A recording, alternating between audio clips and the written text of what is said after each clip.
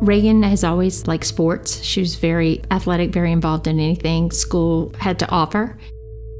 She always used to brag because she was faster than any kid in her grade. We had just gotten back home from Disneyland and got back on Saturday. And on that Sunday, she invited her best friend over and they were jumping on the trampoline, and that's when she fell and broke her leg. It was quite obvious to me that something was terribly wrong when there was a large dark spot in the middle of her femur. The doctor came in and he couldn't make eye contact with us. I think it was as hard for him to tell us as it was for us to hear it. He said that he got a fax that day. It was about that morning at 10 o'clock, and he said he dropped to his knees because he couldn't believe it. That's the first time we heard that, yes, it was cancer.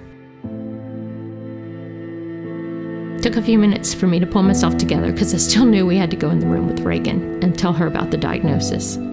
But we really didn't have time to think about it because we had to go in and tell her and then go on and start working on how to fix it.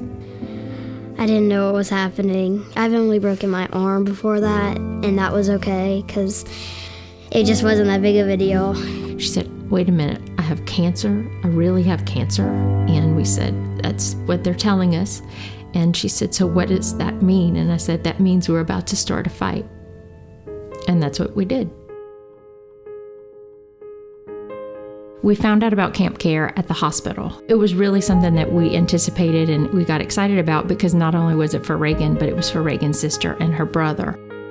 Camp care was an opportunity for Reagan to go and not worry about being sick and not worry about not having hair, but just go and be a kid.